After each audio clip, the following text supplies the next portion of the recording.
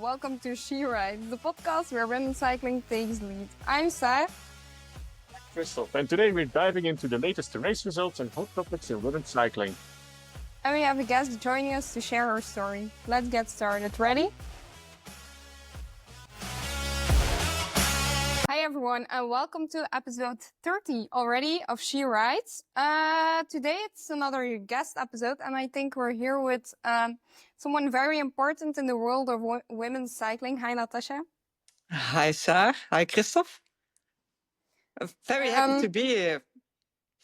Yeah, we are very happy to have you on the podcast too. But before we really start with the questions, can you introduce yourself shortly? Oh, yes, of course. I'm Natasha. I am married to Natascha Knaven, and I've 4 daughters who race all 4. I am the founder of Next Year Racing. We started in 2018 with a junior women team and morphed eventually to what's now AG Insurance Sudal.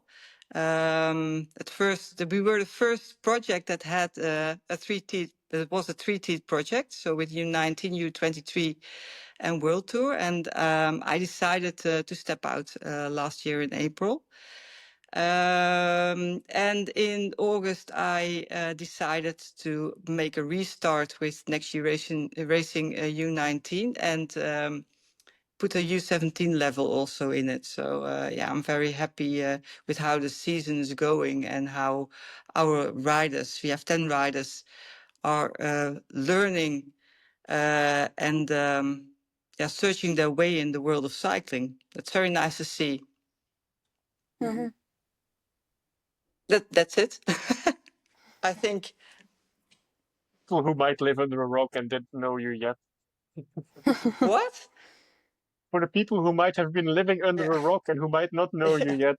Yeah, that's true. That's true. Okay. And then you've had a successful career as a cyclist yourself.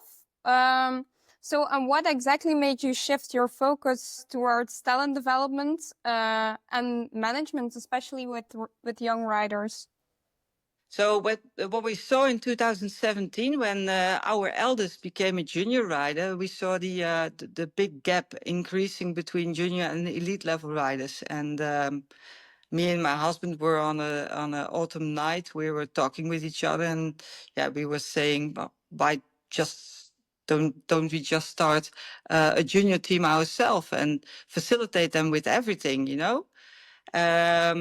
And that's how it happened. And then there was a bike sponsor, and then was a financial sponsor. Hans van Kasteren was our first person who really believed in this with APB. And in 2019, we started with the U23 team. What back then was a club team with Shari Bossuit. Nathalie Bex was in there. And that morphed in a continental team in 2020 as Next Year Racing. And we had riders as Ellie Wollaston, Charlotte Kool, Misha Bredewold, what I told you before in 2019. We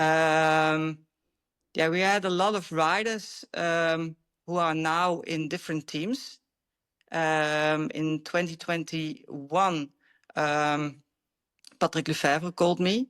And in 2020, was it 2022?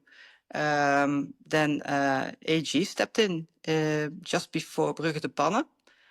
And that was for us a very terrific moment, because with that financial input, we could create a team above our U23 team, and we could hold also keep our riders with us, because eventually when they step out the U23 team, we couldn't pay them anymore.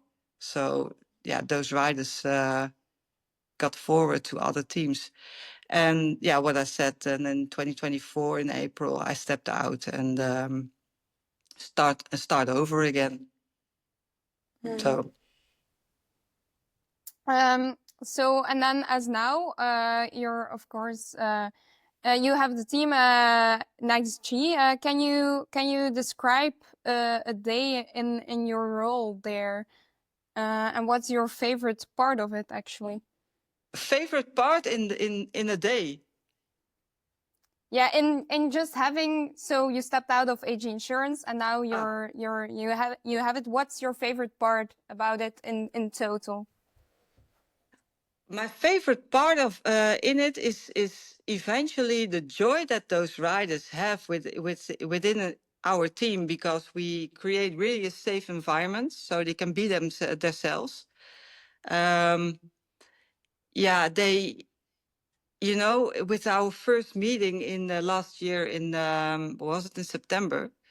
We had all those riders together, also Irene from Greece, and we put them in groups and we let them write their own code of conduct, so their own behavior rules, you know, and they spoke about it with each other and they presented it to each other, and then they wrote the signature underneath, and so it creates a culture, you know. And I made a post, I think a few weeks ago, about behavior, and I think a code of conduct, a clarity, a clear way of behaving yourself towards one another with respect and integrity, that creates trust, and then you create a connection, and I think that's very important, and that's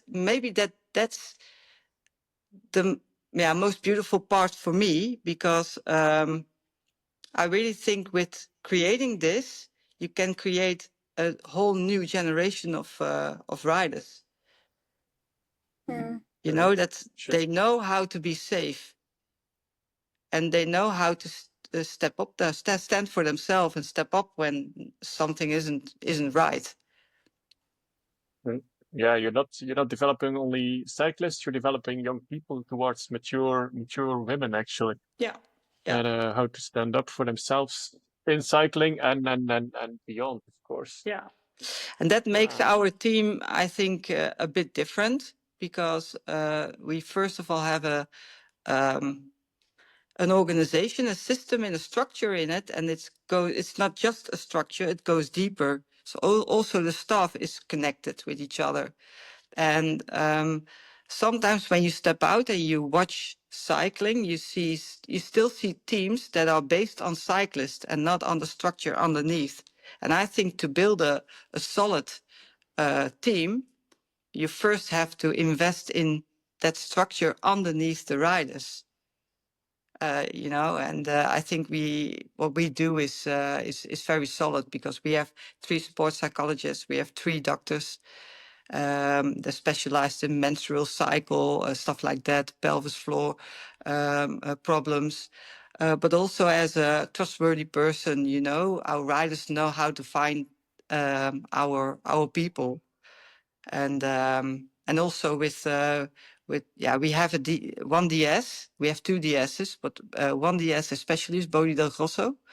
He's the brother of Tibor, but he's so good in coaching those young people.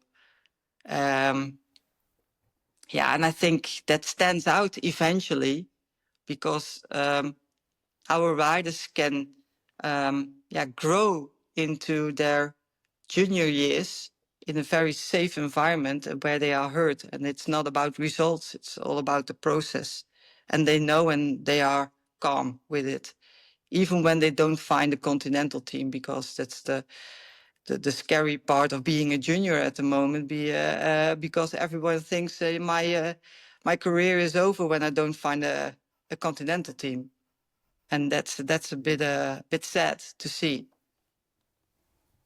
Yeah, exactly. More on that soon. Yeah. So that was actually a nice step up to our other part of questions about you and your opinion about building the development pipeline of women's cycling, actually.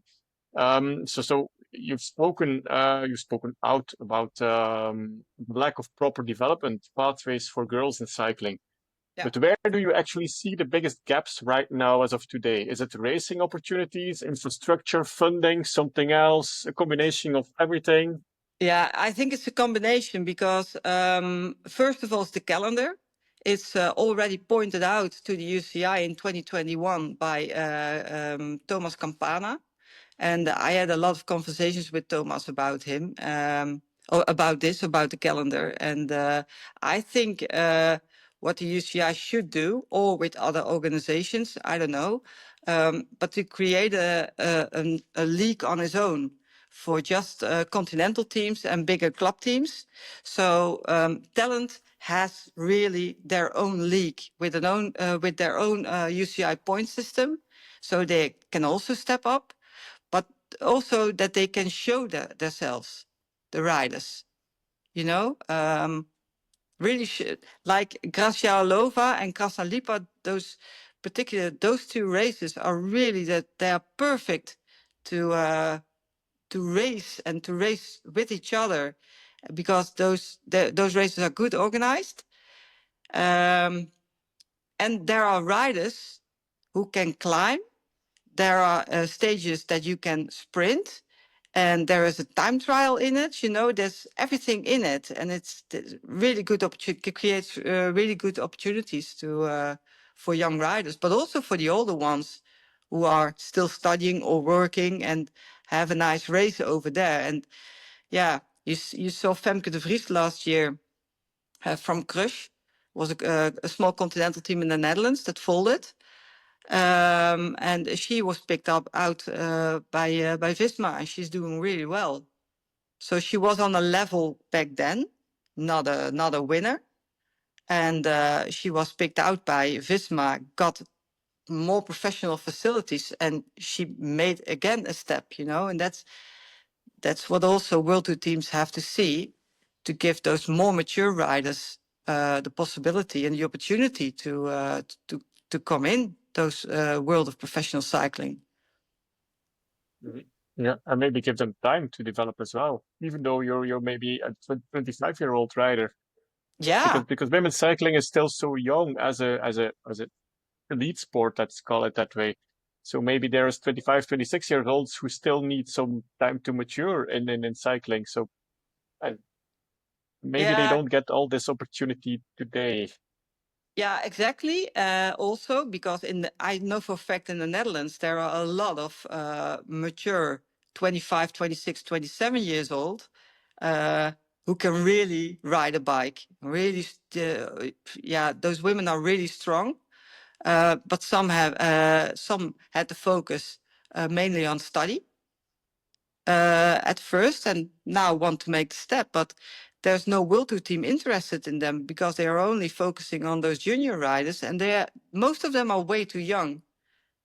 And unfortunately, you see also that most of them are drowning. Those juniors making the step straight to the World Tour, they are drowning.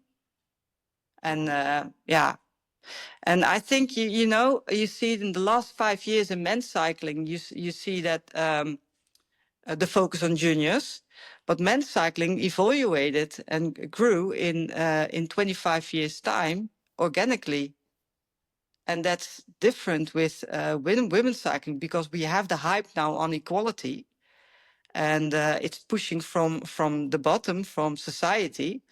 But women's cycling is not there because the amount of riders is not there that we have in men's cycling. You can't compare them, women's cycling to men's cycling. It's in the child's shoes, because women's cycling is the only sport in the whole world where your neighbor can order a license with the federation and go to a continental team and maybe buy herself in. And the next week she's racing a world tour in Burgos, for example. But it's not possible in other sports, you know. You need to qualify for things. But in women's cycling, it's there. And I don't mean that negatively or negative, but it is what it is now. And that's why I say women's cycling is growing, and that's nice and it's good. But what's happening now, the top is breaking the foundation. And that's sad. That's really sad. Because then the sport stays small. There will be top riders, 5, 6, 7 each year, but not more. In men's cycling, you see a big amount of top riders. classic riders, sprinters, and yeah. We have two top it's like you said. sprinters. We have Lorena Wiebes, we have Charlotte Kool. And then it's finished with the real top sprinters, Maybe a Balsamo, you can acknowledge her as a sprinter, but she's not the Wiebes.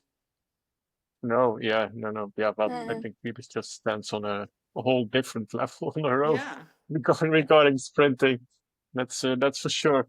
That's like you said, Natasha, and maybe people just misunderstand the term equality, because I don't think that all women are just striving to be treated like the same as a men's peloton today, because they know themselves that this is not possible as of today. But the big public just thinks like, okay, equality, we just do copy paste of the men's cycling world. But I think equality is about giving the same opportunities, the same safety, the same safe environment, but not copy paste of the men's races. I mean, we don't need a Giro of 21 stages. No. Oh, of course, no. There will only finish 3 riders. You have to be honest with that. You have to be a bit. You have to have a common sense on that. 21 days is way too much. 10 days is on the max at the moment. But it's also the whole equality case. It's about equity. Giving them the opportunities they need to be on that level. And I made a post a few months ago about that, the difference between equality and equity, and what's reality at this moment. And because when you give the same to a U23 rider as a World Tour rider who is on the top, it's not enough, because they need more, And yeah, so it's a very difficult and complex thing in what's happening now in women's cycling, especially in women's cycling, I think. But because also the whole question about equal pay and equal prize money, when the money isn't there, we are not musicians, Organizers aren't musicians. You have to.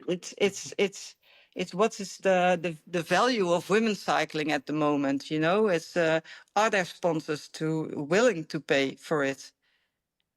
And I know that there are still a lot of people who, when they have to choose in the VIP car for women's cycling or men's cycling, they rather go in the men's car for the men's race, and not in the women's car. That's a fact. So we have to be honest, and we have to all have our common sense built from the grounds up. Make a solid calendar for those development teams and develop riders proper, so that we can create strong, healthy riders for the future and sustainable future for women's cycling, because what's happening now is not sustainable. It will break. Let's stop fishing for the junior. But they're not all Pat Fergusons in this world. No. Just the biggest example is when you see the feeding zone of a women's race. How many dropped bottles are there? And that's such a stupid thing. But then you see like something is fundamentally not right at the base of their training yet, because taking a bottle, okay, it's Swanee's responsibility too, of course, for a part. But taking a bottle, I mean, it's basic technique you should have, and then you see so many bottles dropped. So that's just very stupid thing I see on the races. But then I just think like, but something is wrong. So many drop bottles, so something is fundamentally wrong with basic technique. So just develop them from the ground on, and then bring them on the big TT bikes, and then the big gears and the big stuff, and then the big races, and then whatever.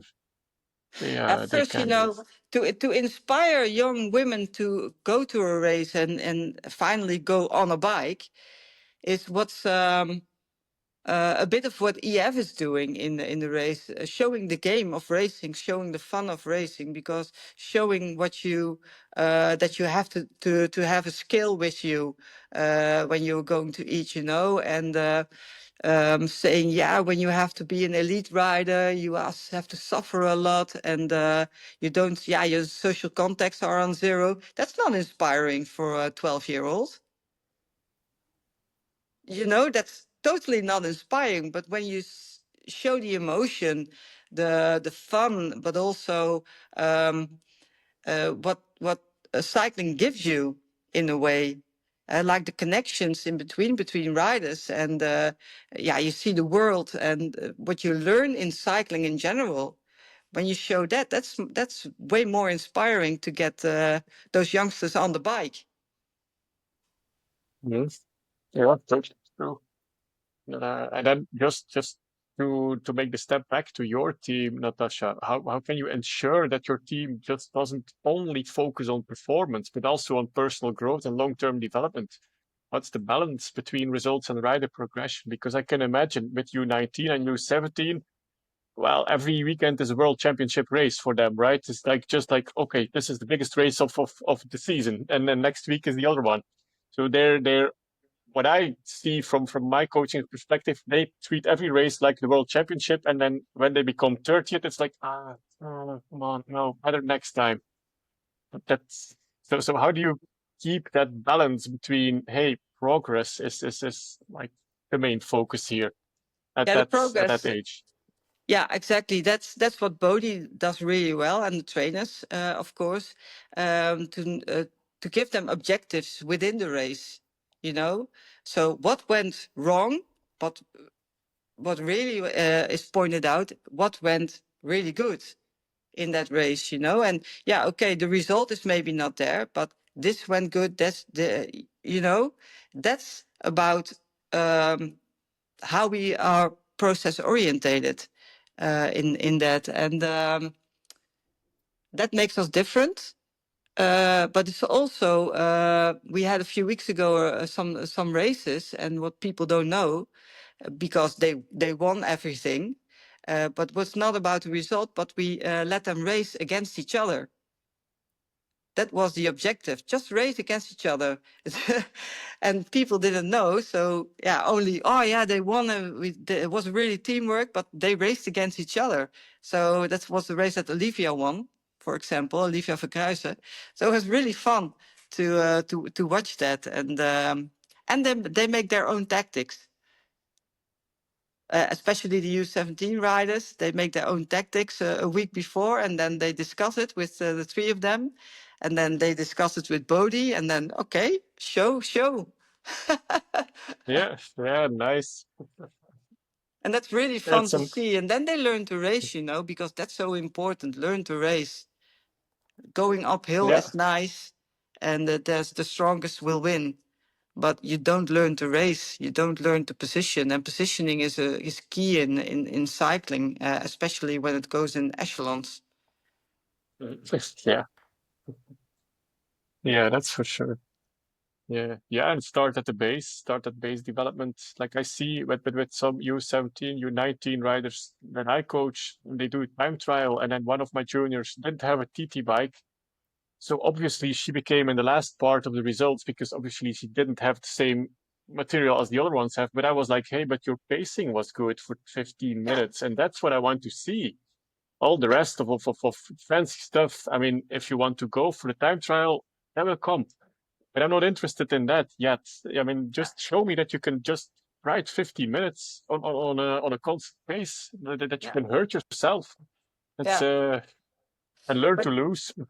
but it's also to make the comparison to other sports. What you see in athletics, um, and in the speed skating also, when a rider or an athlete has a personal best, it looks like they won. And in cycling, you don't see that. To make progression for your own, it's also always about the number one. And when you look at other sports, it's always about the personal best. Right. Like Femke Bol last year, I think it was a World Championships that she said, I don't know the distance anymore. She said she won bronze, and she said, yeah, I would rather go for bronze and have a personal best, because now I didn't do a good race. This wasn't my personal best, and I got bronze, so I'm not happy. And Yeah, yeah. Mm-hmm. Yeah, I Yeah, think that's very exactly. inspiring, but that's about the process, about the journey, you know, and that's so important also to bring that in cycling. That's all about the journey that you. I had a long time ago a long talk with Ashley Molman, and I asked her what's your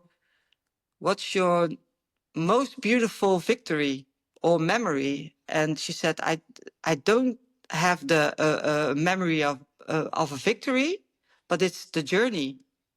It's really the journey from me when I was young till where I am now, and that's what's warms my heart. So, and that I think that's very good and inspiring to young people at this age, particularly. Mhm.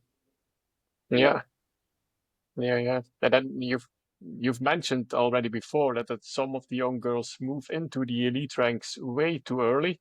Yeah.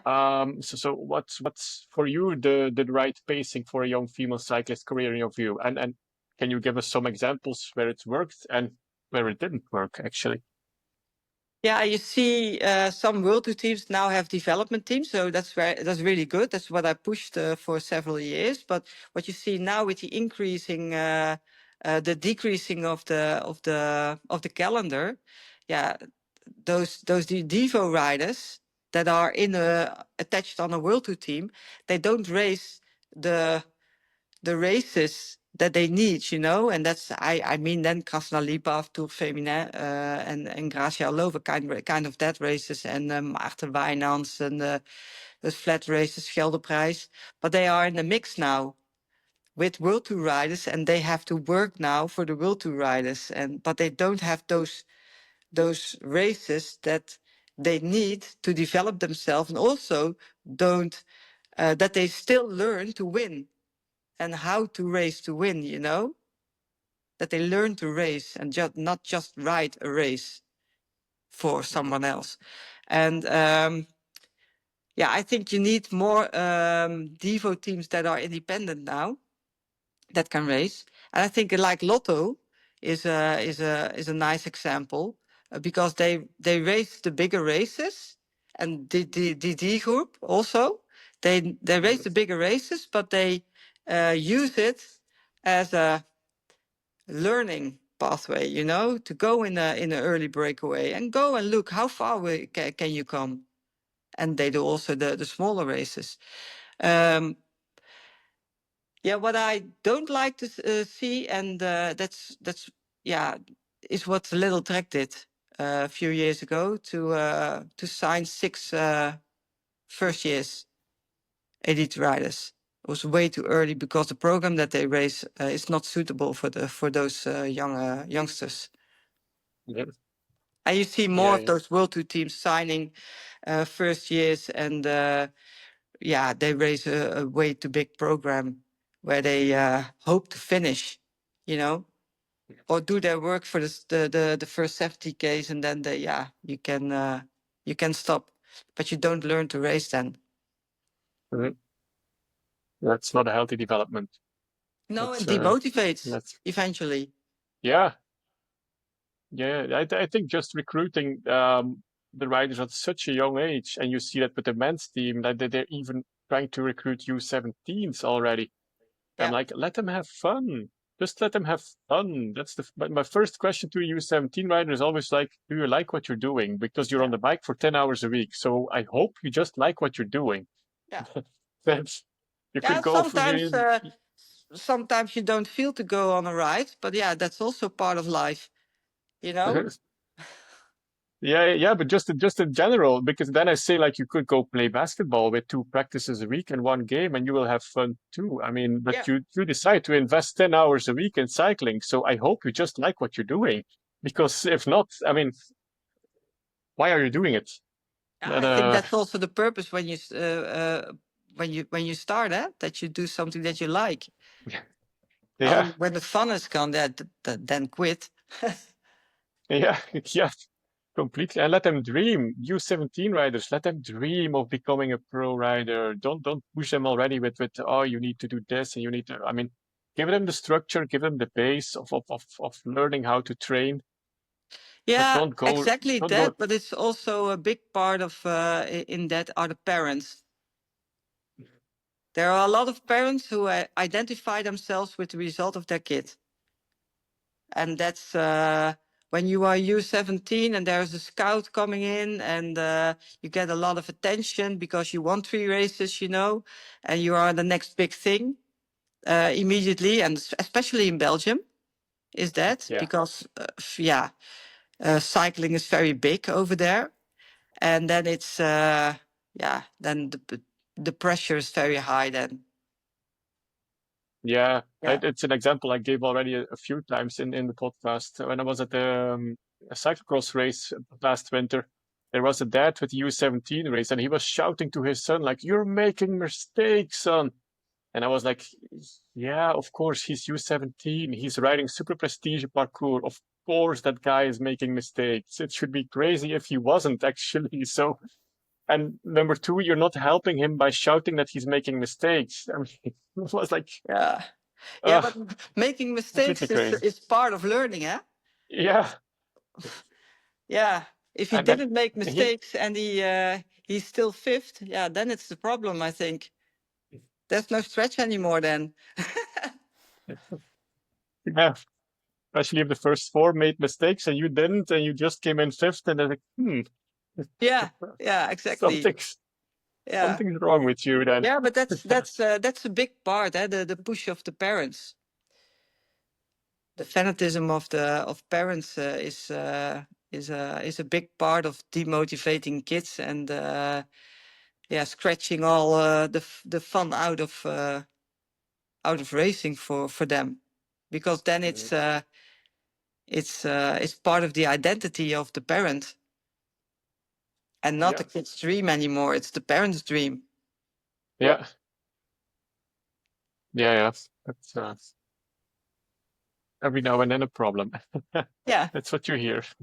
Yeah. It's not only in cycling, luckily. That's not a just cycling related problem, but it's just in general. It's in general, of course. Yeah. Yeah. And then just let's pick your brain about your training philosophy and coaching culture, Natasha, because, well, we have you on the show, so why not? What do you see? What are the biggest training mistakes you see in youth cycling today? As from coaches or as from the riders' side themselves? So I think it works in both ways. Yeah. Now, what you see is at a too young age, too much intensity. Because long trainings, 3 hours or something on low intensity, it's fine. But on high intensity, going in the red, with a high heart rate, more times a week is it's a disaster for the growing of the heart. Having fun is key, of course. And what was the other question? And then from the coach side, what are the biggest mistakes coaches make with the youth development, with the trainings today? Only to point out what went wrong. That's a big mistake. Yeah. And as a coach, also identifying yourself with your talented rider. Yeah. That's also a thing. You have also those coaches who do that. Yeah. Identify yourself with your most successful rider, and then just try to sell it. Yeah. Like, hey, look what rider I have. Yeah. Mm-hmm. Yeah, it's way more difficult and challenging to make a rider great who is not that talented than already and then to coach a rider who's already there. That's easy. Yeah. To coach a group of riders who are all on the highest level. That's easy. Yeah. But do that with riders that are just underneath and make them great. That's the biggest challenge. Yeah, I understand. And how important is individualized training for young riders, and particularly for the girls going through adolescence and physical changes at well, a younger age than the boys do, actually. So at what age do you start really individualized training for riders? Yeah, I think Or do you? I think that's best to do that when the first menstrual cycle is there, you know, Uh, and because yeah, one rider yeah thrives on in the first part of the cycle. The other one is so individual, and I think it's very good for girls to find coaches who know something about it, because for a few years ago that was not a topic, you know. Men and women were the same. They trained, women trained the same as men. And now there's more and more awareness about it. So I think that's good. But I think that's, yeah, that's the age to go to a trainer where you, one that you trust mostly. And yeah, where you also can tell everything too. That's really important. That creates a safe environment for you. yeah. I think that's still necessary. Yeah. At the young age levels and at the Conti level and at the club team level, I think there are still way too many examples of how not to handle it. And, Yeah, but yeah, yeah, but it's not only on Conti, it's also on World Tour level. It's still in every level that it mm, that things happen. Yeah, yeah, yeah. That shouldn't be. But yeah, well, we just can try to help develop the safe environment, right? yeah, yeah, And hope a yeah, lot more exactly. people follow through. Yeah. Uh, mhm. And do you tailor training programs differently for girls compared to boys? Well, I'm not sure if you ever coached boys as No, a cyclist. But what would you do differently with girls like from U17, U19 level than you would for boys actually? it's really different because girls are different than boys. We all know that. You know, Mhm. we are not the same, but we are equal, men and women, and yeah, women react also different. Sa will know that we react different, and especially when we have to have our period. So yeah, and the whole approach is different on men and women, and I think that everybody needs to be aware of that instead of to compare men and women constantly in cycling and in sports or in just in life. Yeah, Oh, I'm well aware of it too, Natasha. I have three daughters and a wife, of which two teenage daughters. So I'm well aware yeah, I that think you women don't can be different from men too. yeah, I think sometimes you don't understand what you did wrong. Most of the time, I'm like, What where did did I that do? come from? I'm just sitting here eating. I'm trying not to smush my food and I'm trying to behave. I mean, what's wrong? What, Yeah. what have I done wrong now? Yeah, you make too much sound probably. Yeah, yeah, or too less. Yeah, can be whatever. Yeah, yeah, exactly. So yeah, that's a big difference. And yeah, we need the equal opportunities, but we are not the same. And don't put us in the same framework as men. And I think people need to understand that. Yeah. Yeah, well, luckily, more and more scientific studies are now taking into account women's athletes as well, like female athletes as well. Like, Yeah, it's still way too few, still a yeah, lot of progress to be done, but it's sometimes staggering that the results that are already like accepted and well known within coaching world are like completely different sometimes when you put a women's population yeah, yeah. in the It's same very experiment. So, interesting. It's really mhm. interesting. But yeah, it's also a sign that women can get children and men not. Yes. Yeah, that we are Yeah, the strong ones. well, we have a lot of pain. Don't underestimate our pain levels, Natasha. Oh yeah, of course. It hurts way more than with women. Okay, okay. Uh huh. Yeah, I'm just joking. No, I know, I know, I know. So then, and then another hot and very important topic with you, Natasha. How do you address the mental resilience and confidence and the motivation in youth coaching, especially when young riders and they do a lot at U17 and U19 level when they face setbacks like a first injury, a bad race, mechanicals. Yeah, how do you try to cope with that with them? What do you provide for them? How do you handle it? Yeah, we have what I said before. We have three mental coaches, sports psychologists. We have, and they made their own framework according to they made questionnaires for the girls, and they filled that in. And on a training camp in Mallorca, they had one-on-one sessions, and they also know now that a sports psychologist is not only there when sometimes things go wrong or you're feeling sad, but they're also there to teach you something that you can use into a race or in your normal life, you know. I think that's very important because they are so many steps ahead of youngsters who don't have that.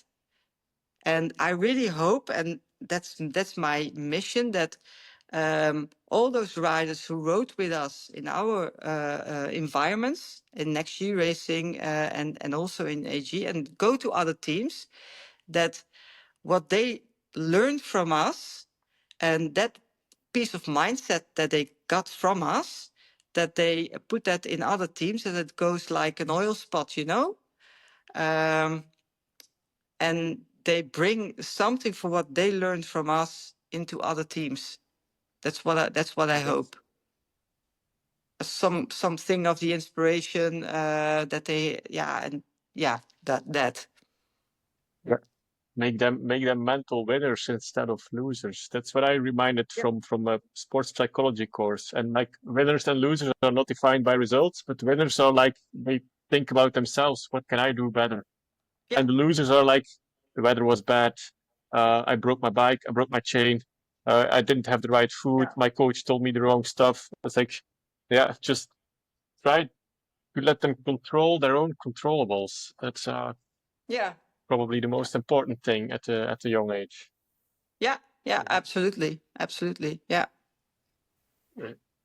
Then, of course, another big part of U17, U19, and U23, if it ever exists in women's cycling. Let's hope it does. But anyway, that's something different. Of course, they go to school, they study. Especially women's cycling, it's not all of the Kopeckis that can make a living out of it. So they should go to university or whatever further education.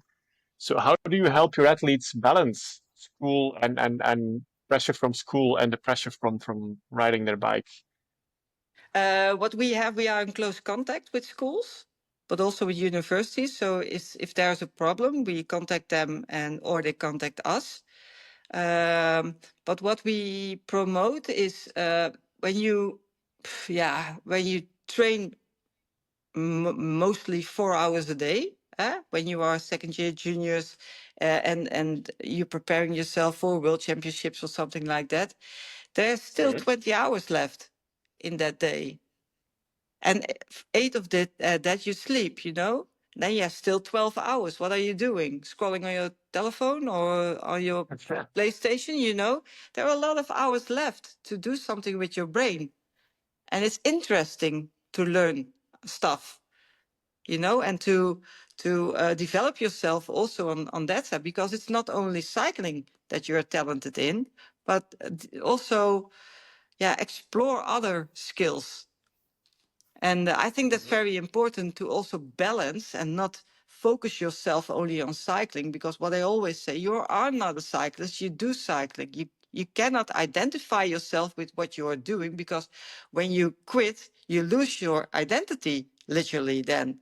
So that's so stupid when you think of that, because that's the black hole where a lot of athletes dive in after their career. Yeah, and when you realize that you do something and you can quit and you do something else, then it's not that big of a deal, you know. Yeah, It's your work. yeah. When I ask you what are you doing for a living, the first thing that you say is I am, but you are not what you're doing. You know, Mhm. it's also in the language already that Yeah, yeah, that, yeah, that yeah. we identify Exactly. ourselves with what we are doing. Mhm. Yeah, yeah, completely right. It's that's a good takeaway. That's what I use a lot as well. Actually, I just steal that phrase from you every now and then. Natasha, I say like you are you do cycling. You're not a cyclist. I mean, it's just like Yeah, it's it's one your of the hobby. things. Yeah, it's one of the things you do. But you go to school, you have friends. I mean, Yeah, you're 16 years old. You're allowed to go out. Maybe not before the Belgian Road Championships, the night before. It's not a good idea, probably. But in October, November, I mean, you're 16 years old. I mean, yeah. yeah. Live your life, you know, have fun because and do stupid things. Just do stupid things because you learned from it. Mhm. Better regret what you did than regretting that you didn't do it. I Yeah. always, yeah. Yeah. Luckily for us men, there's the midlife crisis to catch up with all the things you didn't do, right? That's a good one. Yeah, Uh, so we mentioned already before in the podcast the decreasing number of races for junior girls and U23, especially. It's a serious concern. Like with your U17 riders, how do you, or U19 is even the better example, how do you work around this limitation of races with your team? Because I think U17 is okay-ish if you come to Belgium. yeah, There's every now and then a race, but U19 can be a bit more complicated on the international level. So how do you yeah, try to work around it? yeah. We race the Toekomst Cup. Thijs Grondhuis, luckily, has whole organization about the Toekomst Cup, a future cup in the Netherlands, and it's a really nice competition. With a lot of races without police. And that's in Netherlands, that's a thing, you know, at the Heard about it? moment. Yeah, and but we also go to Belgium indeed, and like for an Auke and Olivia and Valken, for them it's much easier to race in Belgium because they are Belgium. For our Dutch riders, it's a bit more difficult because the most of them come really from the north Oh, of the Netherlands, so they have to travel at least 3.5 hours to come to Wevelgem or something like that. So yeah, it's difficult indeed, but for now they have a lot of races because also we do some international races, so that's good. mm. Yeah, Yeah, it's yeah, more yeah. difficult for a rider like Irene. You know, she's in Greece Mm. racing on the Yeah. white roads with 25 degrees in Rhodos.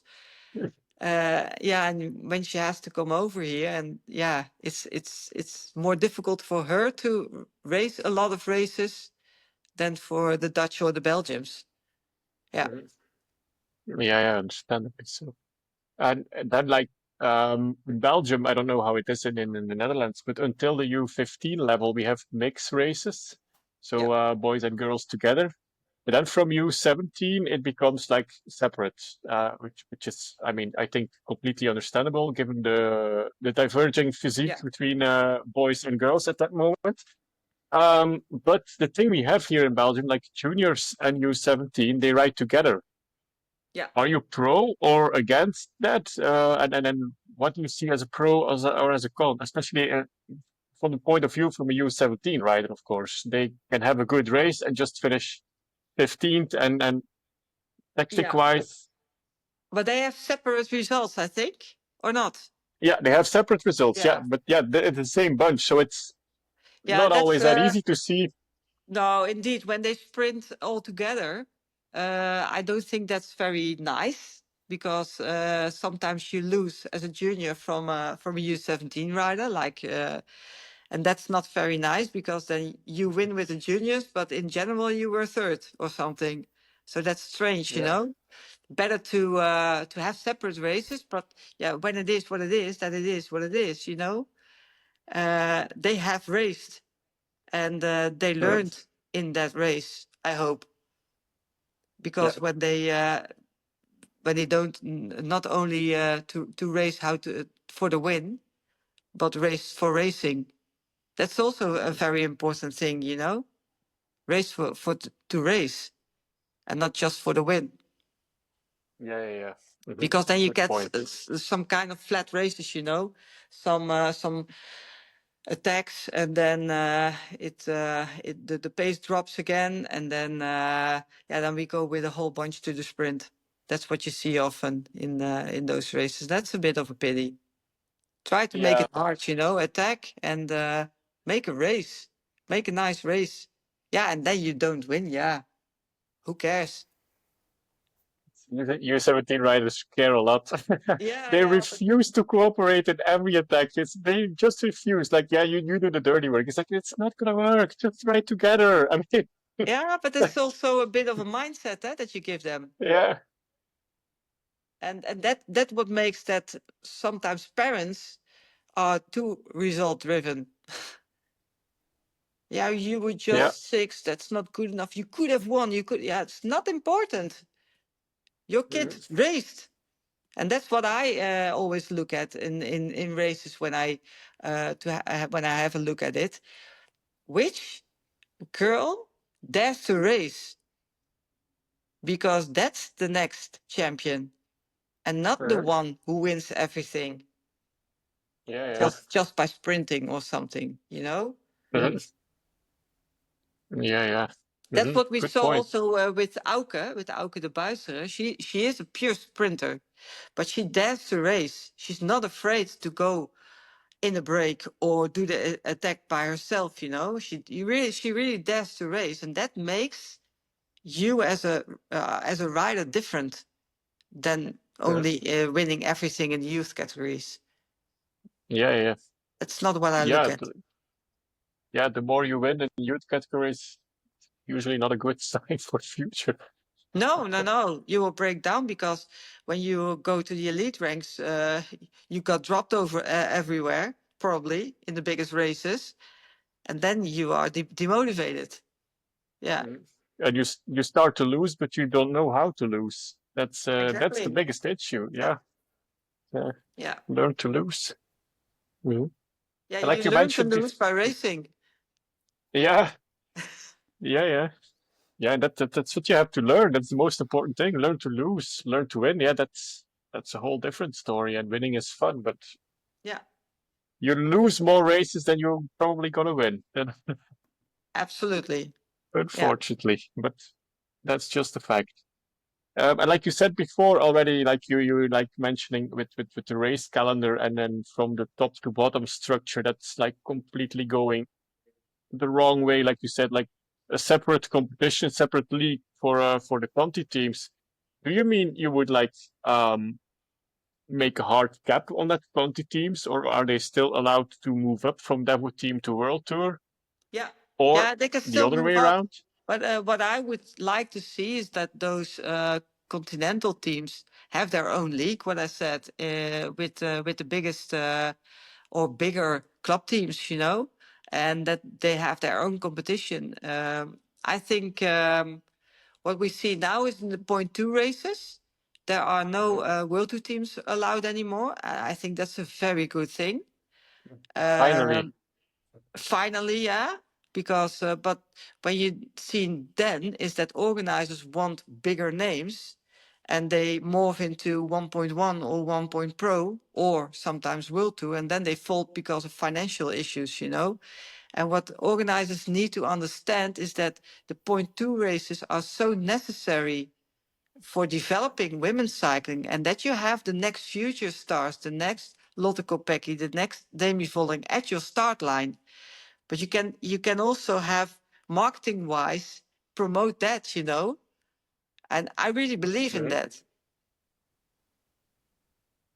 Yeah, good Yeah, point.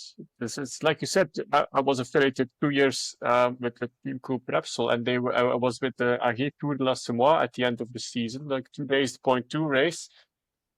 And there was like Carlijn Swinkels at a certain point racing, and she was like winning the two stages, fingers in the nose, no yeah, problem. I was like, yeah, but I mean, I don't think you're having 100% fun of winning this type of racing. and the other developing riders, they got snatched an opportunity to finally have some good experience about winning a point two race in their life. I mean, you take Yeah, away a racing. success story, and Yeah, yeah, exactly. They can't race for themselves anymore then, because Mhm. and that's what I also said for Volta next classic.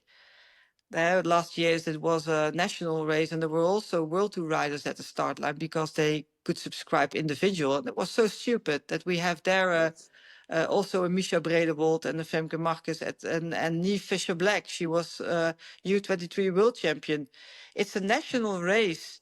It's just for club teams, and after 30 Ks, they opened the gas, and most of the club riders couldn't finish the race, and it's so stupid.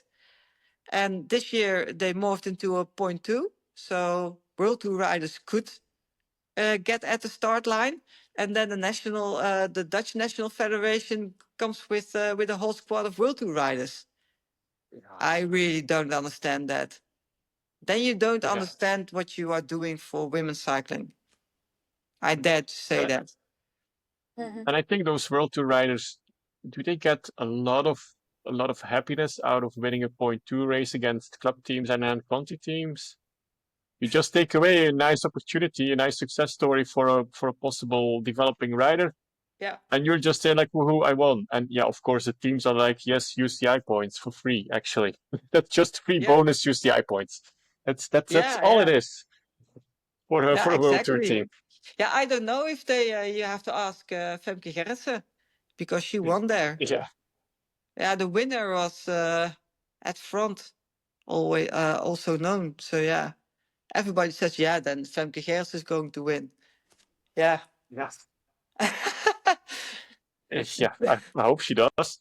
Because otherwise. Yeah, and she did. Yeah, it was a bunch sprint, and that was what it was.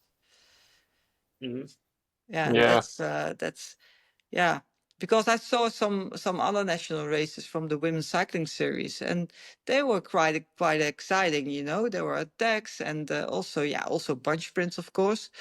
But when it's windy, then it's a breakaway, and and then it's a pity that there are World Tour riders at the start line. So it's good that I hope they listened. I hope they Laurens ten Dam doesn't do that anymore, and come with a squad with full of U23 riders, which teams are not there or not invited, who get the chance then or to race in an orange jersey. Yeah. Fingers crossed. Now you can do this. Of course. That's good. Now let's make a sidestep towards actually latest news and then the actual latest racing actually. Because for the listeners, Saar is a little bit under the water today, so that's why you probably didn't hear her a lot. But she's still there, no worries. So Saar, we should move over to the actual racing. We had Itzulia, very nice Itzulia. We had Durango. We have Burgos around the corner. So, what are your thoughts? Shoot. Maybe I think I can start first with some guest news. We will start with the best, of course. In Itzulia, we had Julie van Velde racing very attractive, which was super nice to see. She was, I think, on the live images, we saw her 2 times in the front, maybe more, but live coverage wasn't too long. But yeah, she rode a great race there, actually. And also good to see was Helene Hesters becoming 9th in the Omloop Der Kempen last weekend. So it's nice to see that she's also doing good races on the road, because we heard in her episode that was last year still a struggle, and that was something she really wanted to improve this year. So good to see. And I think, Christophe, you might want to say something about the winner there too, right? Yeah, well, now we're mentioning Omloop de Kempen, we should just mention the winner as well, right? Yeah, it's April Pacey's first pro win. First UCI win this season for the women's team of Team Coop Repsol. And April deserves it so much. She's just a guide for the younger girls at Team Coop Repsol. She knows her way through Flanders. She guides the girls, and she always missed that last spark to just compete for a really, really big result. And now she finally got it. I think she was over the moon. That I think that, and I can assure you, the whole team was over the moon. Actually, I was there.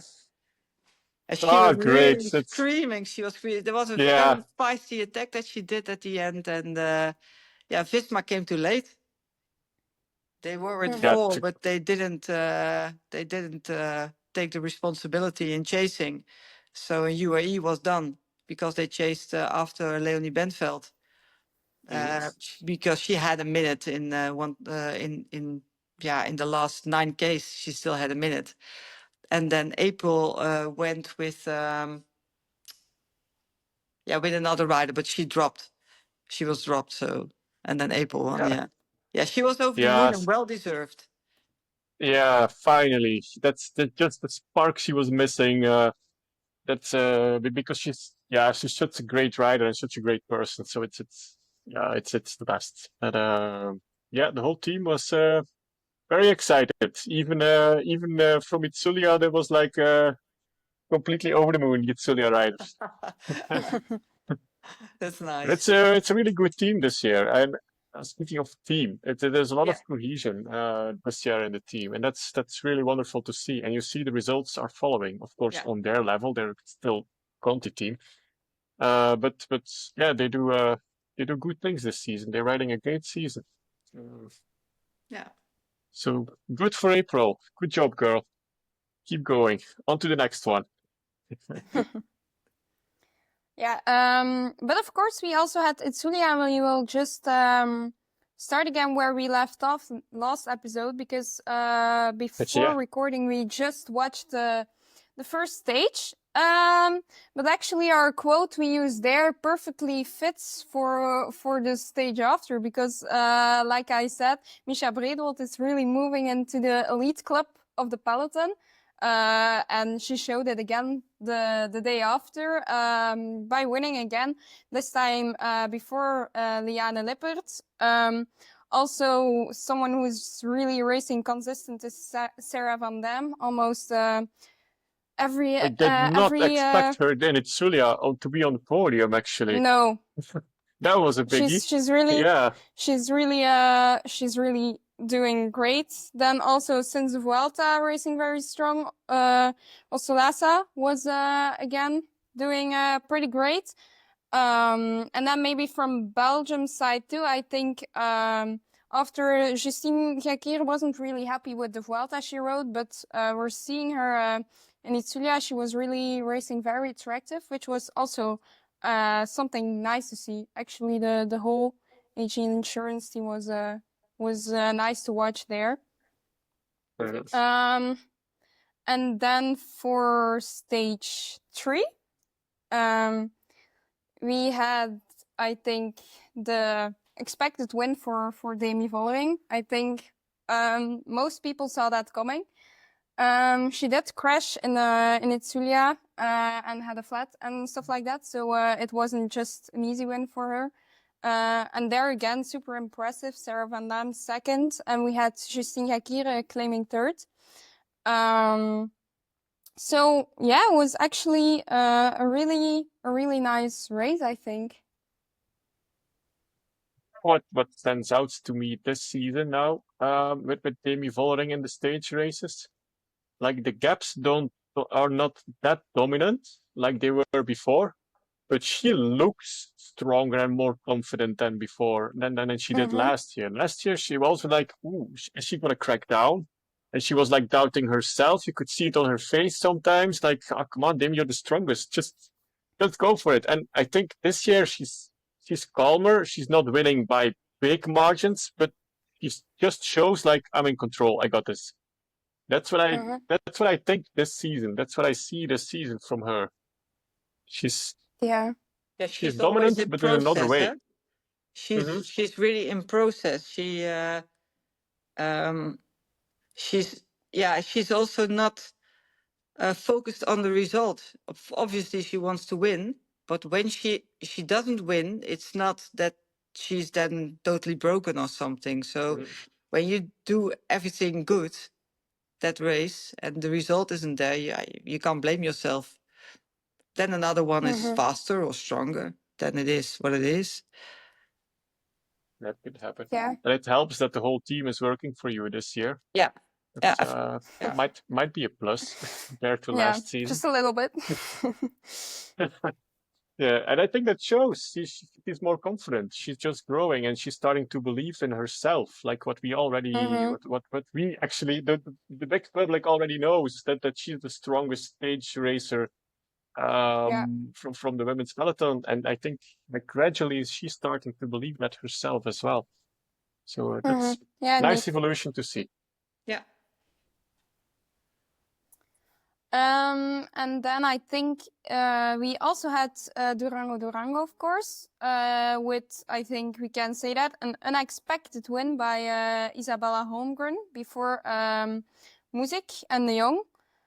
Personally didn't watch the race, so can't say too much about it, but yeah, just a really unexpected winner, I think. And also Longo Borghini making her comeback there. Yeah. The only thing that I saw is is that Talita de Jong thought that she won. Yeah, right. She did. Yeah. No. Yeah. Yeah. Oh, That was the thing. Yeah, I think. Yeah. I Always missed painful. everything. Very painful that Yeah. you come over the finish line and then you hear, oh yeah, nice third. Third, I won. No. Yeah. Yeah, Yeah. actually you didn't. You're not even second. You came in third. It's like, oh, okay. Oh, yeah. Yeah. It's painful. It's painful. Yeah. Yeah. Yes. And that's almost wrapping up the big Spanish block of racing. And it's actually some nasty races. Itzulia, Durango, Navarra Classic. And we now that's Burgos, the 4 days racing still around the corner. It's still a lot of Spanish flats, like we call it. Yeah, indeed. But again, I think a nice stage race coming up. For us, we're starting tomorrow, so we're starting on Thursday with a stage with 3 category 3 climbs, and then the finish is actually 1.6 kilometers, around 6%, which is already not a super flat stage. Then stage 2 has 1 category 3 climb, but next to that also has 1.3 kilometer at, again, almost 6% at 7 kilometers from the finish. And then on Saturday, of course, we have the Queen stage with a finish on Pico Blanco, which is quite heavy, 8 kilometers at around 8% and some other climbs. And then we end on Saturday actually with a 9-kilometer time trial, which should be flat normally. So at least we have some flat in there. Yeah, sometimes what looks flat on the profile isn't flat. Yeah. Yeah. Yeah, It especially seems in the Spain. most flat. Let's say it like that. Yeah, like for Vuelta and Itzulia, they say like flat stage, and then you look at the profile, it's like all wobbly all day long. It's like, what's flat here, guys? I mean, we're from Belgium and the Netherlands. What's flat? Do you even know what flat is? Yeah. But I think we again have a pretty packed participants list. Vollering is taking her rest, and the likes of Muzic too. But we have, of course, Lotte Kopecky, who's riding a stage race again. Then we have Lorena Wiebes. Chabet, she already raced in the classics in Bretagne, I think.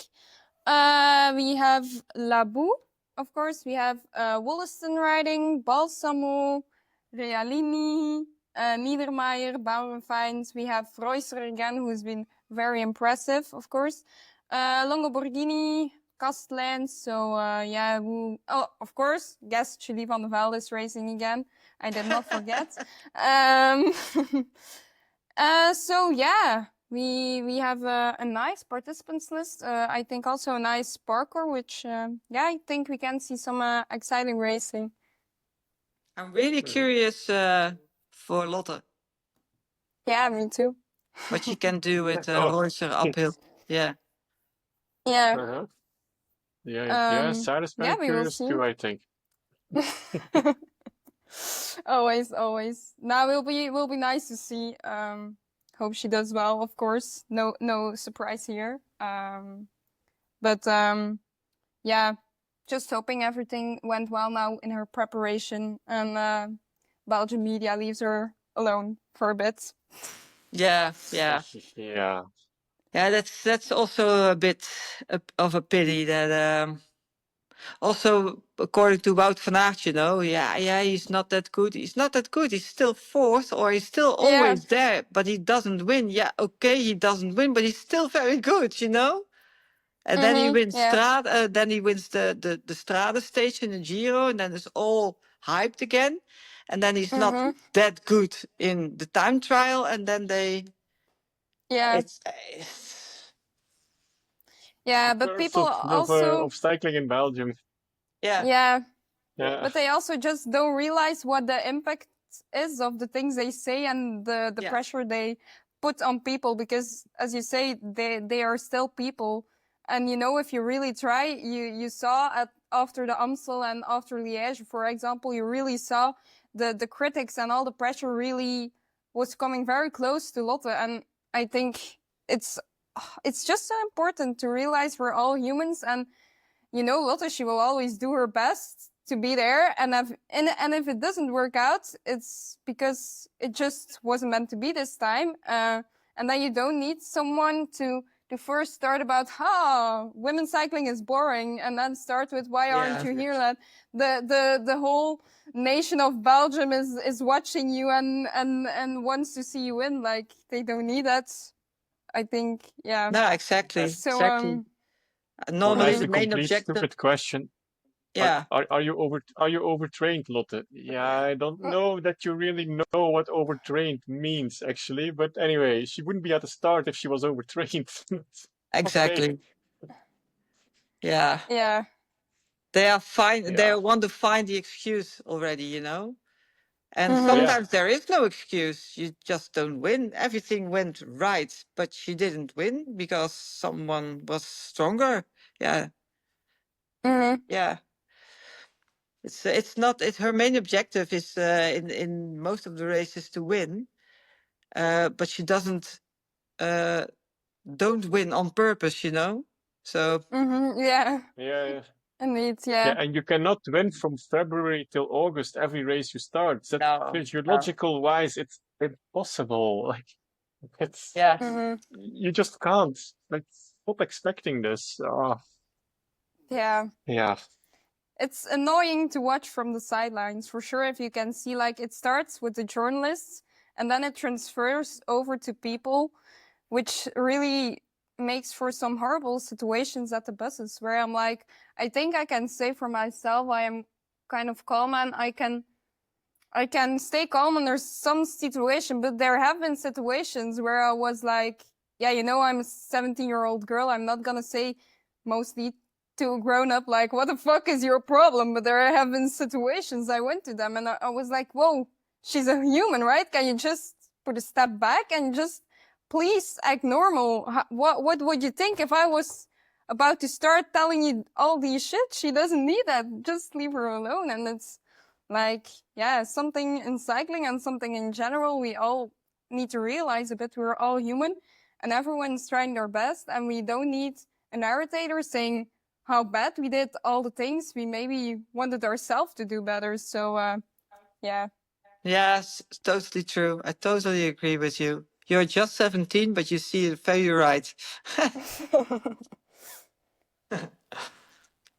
Yeah, try So, to behave as human beings. Like the Mieke Dog story that a fan stole her. Well, can you call it a fan? that they stole her race bib actually that she got from Tour de France. What was it exactly? And that she kept it as a Indeed. souvenir. And some guy passed by from her trunk, from the car, and he just took it with him. I'm like, what on earth? Like, what? Show some decency. And two, what are you gonna do with that?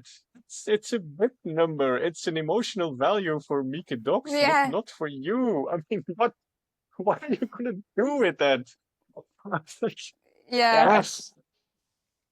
Like, We could all just- sometimes people are really disrespectful. Mhm. Yeah. Yeah. like Yeah, like for pin sure. it in your house. Like the first thing my wife would do was just tear it apart and just throw it in the trash can, because she would say like, "What is this trash here in the house?" So, Yeah. people Yeah. sometimes. We could all, everyone could be a little nicer and just, if you're a fan of someone, try to hype someone up instead of every time she or he doesn't win to say what she did wrong. And you know, it's so much better to just be there for riders, even if it doesn't work out. Like, I guarantee you, if you can just snack some sweet treats to a rider's bus, they will be more happy to see you than when you break them down, because I don't know, they didn't make it to the finish with the break they were at. And so, I mean, yeah, it would be Sure. great if if journalists and boats, just people could leave that part behind and we could just enjoy the racing without all the fuzz around it. Exactly. It's for the whole world in 2025, side. Just be a Yeah. little bit nicer to each other. Yeah. Yeah, indeed. Don't make so many fuss about your own personal space. Nobody gives a F, actually. Seriously. Be nice. You want to Yeah. preview? You want to predict Burgos, Sar? Or do you have something Yeah, else of to add? course. Yeah. So Nah. who's gonna be your number one? Is this a Surprise. question? But I think I can, because for the Vuelta and stuff like that, I did quite some hot takes. So I'm allowed again to just be normal fangirl. So I'm going with Lotte Kopecky on 1. I hope so. Don't know how she will come back into the peloton, but I'm here for it. Then on 5, I'm going with Niedermayer, and then I'm going with Nienke Vinke. Nice. Well, I go on 1 for Marlen Reusser. Thank you, Natasha. Pre-show, she convinced me of picking Marlen Reusser instead of Juliette Labou. So we just do that.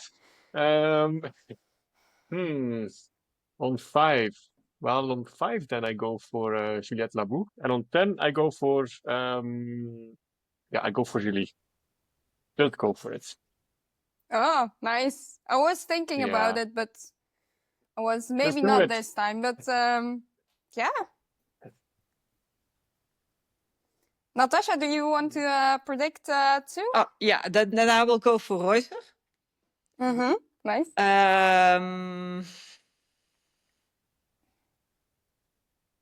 Yeah, I have to do something different now, eh? On 5 and 10. Chebe. Yeah. And Yeah. on 10, I put Niedermayer. Mm-hmm. Nice. All right. Nice. Yeah, Do we we know will if see. But I think Vinke. But I do something else than Niedermayer. Yeah, that's do we great. know, We will do see. we know if Valentina Cavalar has a time trial in her legs? Because I she have might no be an idea. interesting No. one. No. No, she doesn't? Okay. No. Okay, good. But still interesting to watch. Yeah, of Yeah, course. yeah, sure. Yeah. So, So yeah, I think exciting racing again. Probably sports and it's World Tour, commentators so should we got to watch watch this it. one. Yeah. See how boring women's cycling is again, right?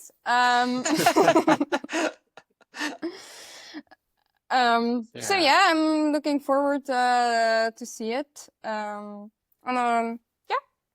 Looking forward. So maybe it's time now, after this latest news break, to go back to our other questions. If we maybe take a look at your broader vision for women's cycling, If you can dream a little, what does the ideal development for a young girl with the hopes to become a pro cyclist look like to you? That they become from U17 and morph into a U19 team, and then can do a step up to an independent development team. 3 years, at least 3 years, on a proper level with proper races, and then go up to a World Tour team or Pro Conti, you know? Yeah. That would be the most ideal pathway.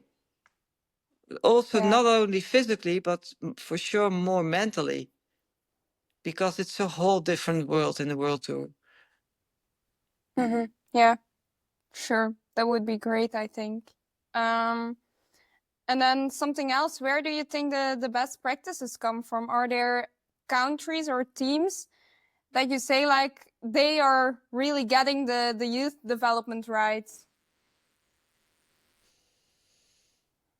Oh, that's very difficult. I think Belgium is doing great work at the moment. Belgian cycling has also Kim de Baat, of course, and Kim is really doing a good job. I really think that. I think they do it better than the Netherlands at the moment. Yeah, Okay. like Yeah, Belgium. nice. Yeah, France and and then Italy, Natasha? no, France. Those races are too much apart, and Italy, I don't know. They have some junior teams, but the junior racing is not on a really high level. Yeah, I think when I have to choose, and Australia is also working on it very well. So that's also a country that will make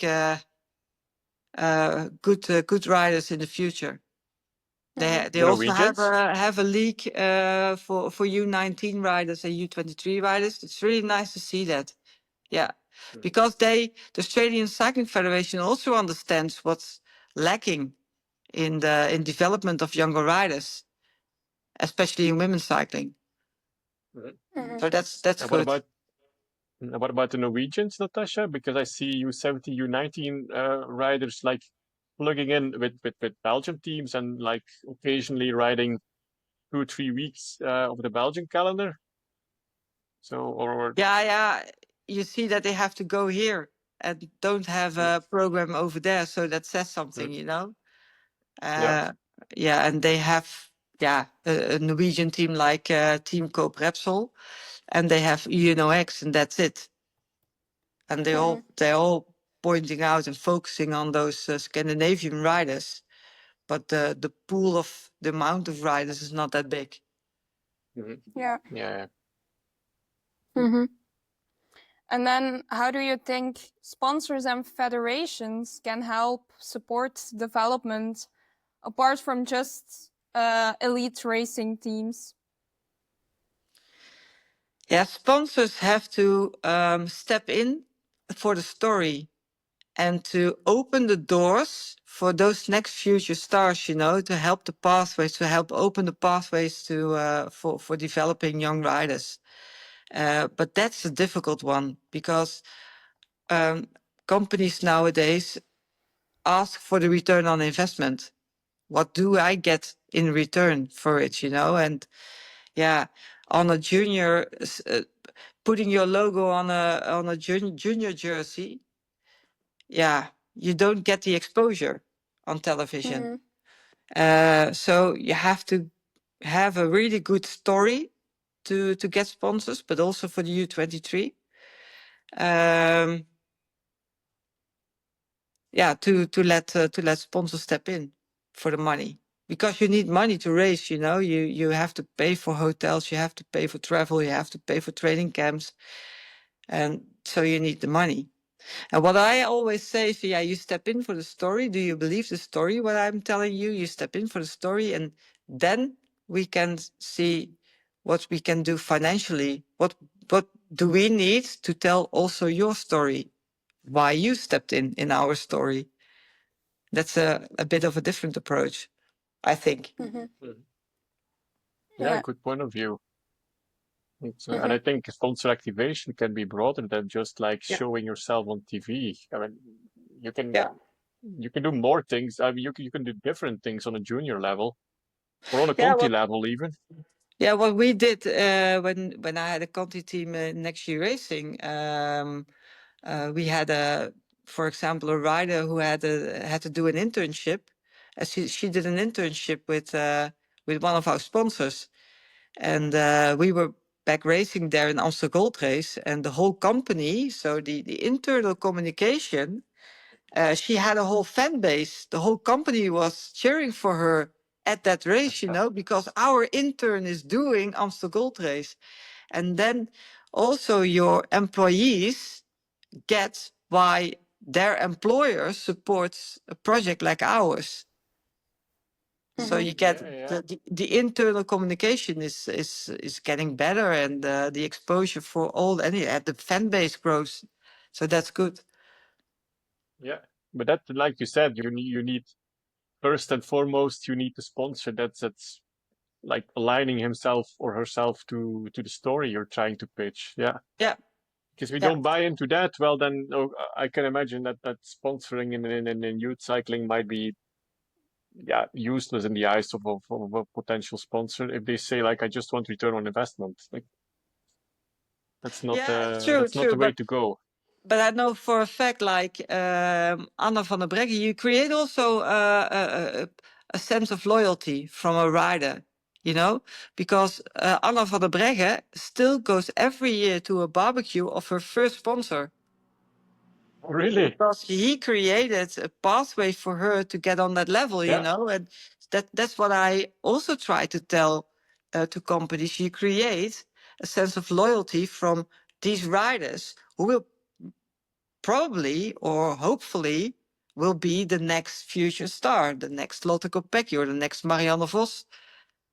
You never know, but you are part of that pathway of opening the door to the next level. And then you can be very proud of it, That's an interesting take, sponsors. That's a really interesting thing indeed, yeah.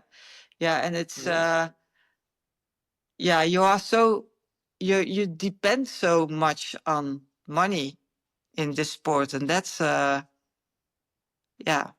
most of the time you have the lack of it. Right, just like in real life.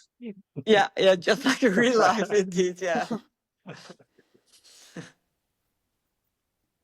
And then I think a huge dream, like if you at the moment had the full support of the UCI and an unlimited budget, what would be the first 3 things you would change to support young female cyclists? Yeah, to increase the calendar, to create races, to support organizations to create races again. That will be the first thing. Yeah, mostly that, because that's what needed most. Yeah. Okay. Nice. And then maybe a bit more to the human side of cycling. What's a story of a young rider you've worked with through the years that really stuck with you? Ellie Wollaston. Yeah, Ellie Wollaston reached out to me a few years ago when she was a first year's elite, and her determination and her mindset and her openness to really wants to do this, and wanted to travel and wanted to be for 8, 9, 10 months into Europe, apart from her parents. She came here. She was immediately at ease. She did her first race was Waterslei, but back then was a U23 race. And we gave her a TT bike. There was a time trial, and she placed herself second, 1 second behind Shari Bossait. So we were 1 and 2. Shari Bossait was also a member of our team. And I immediately knew this is one big talent.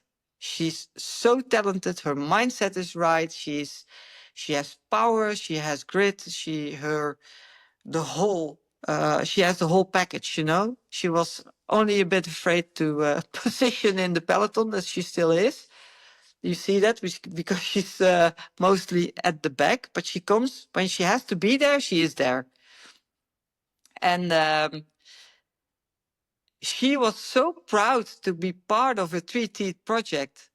She told that in podcasts. She told that in interviews, and I'm still in contact with Ellie, and yeah, that's really a story or a rider that sticks to me. Yeah, and stands out for me.